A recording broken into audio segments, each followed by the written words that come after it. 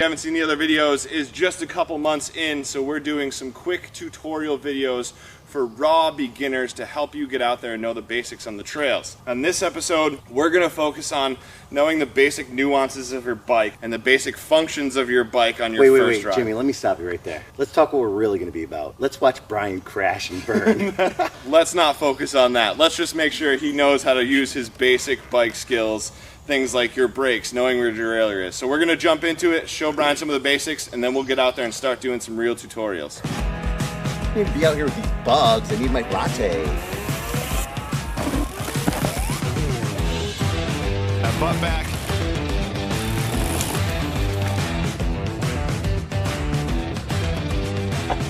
Are you ready? Yeah. Should we have these on? All right, so one of the first things we're going to talk about on your mountain bike, and one of the most powerful and dangerous things on the mountain bike, is your brakes. Brakes are a great thing. They help you slow down, they help you stop. But if you don't know the difference between your front and your rear brake and the purpose of them, they can send you over the bike pretty quickly. So Brian, you have your front brake on the left, your back brake on the right. That's correct. First step, you got that. All right, so when it comes to your front brake is going to be slow pressure. If you lock this brake up, it's going to stop and send you over the bars. We don't want Brian to crash. Now your back brake is more of just your slow down. You don't want to skid. If you lock on this back brake, you're going to skid, which means you lose all your traction. So most of your stopping power comes from the front, but you want a lot of control on that brake. And then you also slow with your back brake, but you don't want to lock it up. You don't want to skid. So Brian's on his bike now. We're going to have him pick up a little bit of speed, and then I just want you to test that front brake. So now just test that front brake, come to a nice stop. See how you start to lean over the bike a little bit forward? So whenever you're using your front brake, one of the best things you can do is kind of lean your weight back a little bit. All of your momentum is going forward. When you hit that front brake, the bike's stopping and you're not. So if you lean your weight back a little bit, it's gonna make you a little more comfortable. There you go, nice. Now I want you to go around and try out the rear brake. Let's try out the rear brake. All right, so see what Brian did there? He skidded, he squeezed the brake too hard, he lost all his traction. A little more subtle, I want you to just slow yourself down with that rear brake. Nice. It's all about control. These brakes are very strong, but as you can see, with just a couple tries, Brian is starting to get used to it. So your front brake is all of your power, your serious stopping. Your back brake just helps you slow down. Next up, we're going to check out Brian's dropper post. Make sure he knows how to use that. If you haven't seen a dropper post, it's basically usually a spring-powered mechanism. It can also be hydraulic, but it allows your seat to go up and down without you having to pull it up and down. So when he wants to put it down, he has a lever up front here. Now he pushes the lever. Push the seat down, it locks in place. If he wants it to pop back up, he'll push the lever, seat pops up. So when you're first getting on your bike, you just got your dropper.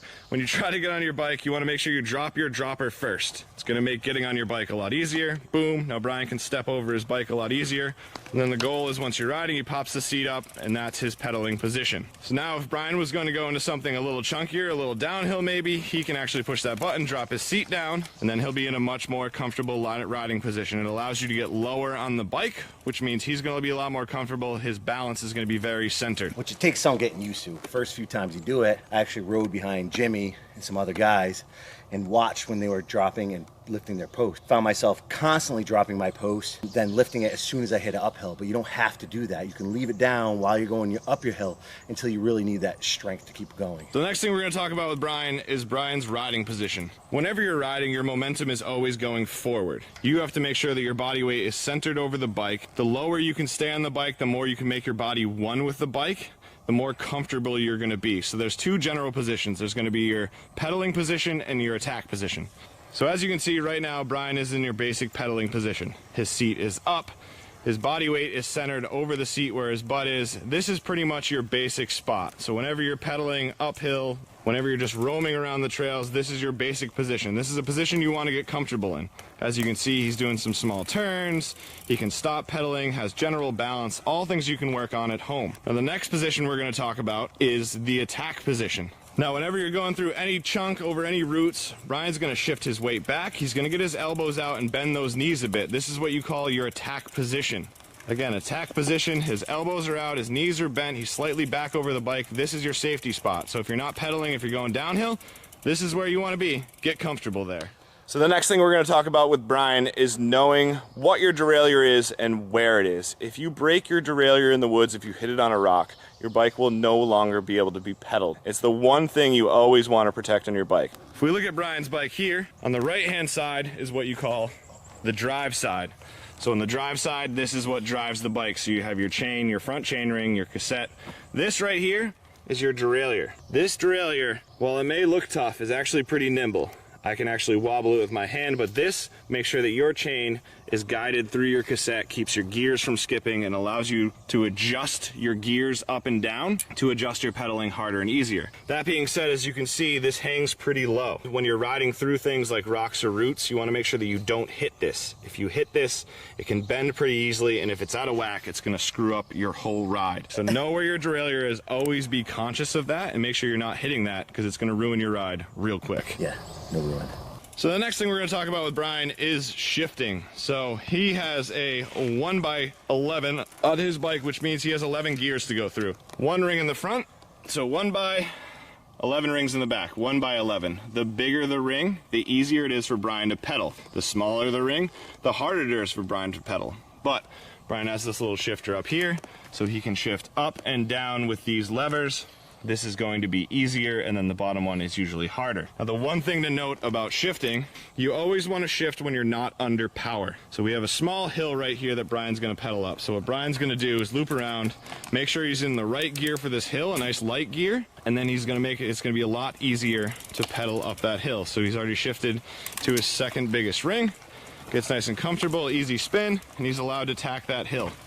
Now, whenever you're climbing, as you can see, Brian is seated. Seated is always easier. It keeps your weight over the rear wheel and makes it easier to pedal and keep traction going uphill. Now, when Brian's going to go back down the hill, he's going to shift back into a bigger gear.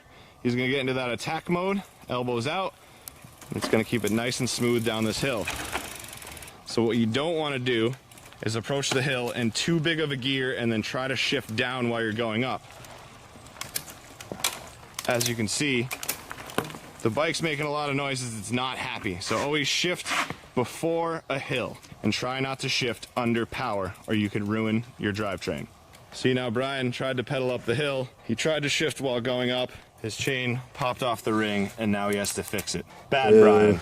Boo. Brian will learn from this. Brian will not do it again. So the last thing we're going to talk about is your head position and staying alert on the trail. Now, when I first met Brian and Brian started riding, Brian would come into a section, a little downhill section, and he's always looking down. Most riders always have this urge to look down in front of you. Now, that's actually going to be pretty dangerous. You always want to have your head up and you want to be looking ahead. So now in this time when Brian's coming down, we want to make sure his eyes are looking up the trail. You always want to be looking ahead. You want to be looking for other riders. You want to be looking for any obstacles in your way. It's going to make your ride safer for you, for others. It's also going to make your life a lot easier in preparing for obstacles that are coming up in front of you. Take two. So that's it for the riding basics. This is Brian's first ride. Those are some of the skills that you want to make sure that you have and just a basic understanding of the bike. We'll see you in the next videos. We'll get into some details about doing drops, manuals, some other skills that can help you become more of an advanced rider. You ready to ride, Brian? Yeah, baby. Let's do this. Let's do it.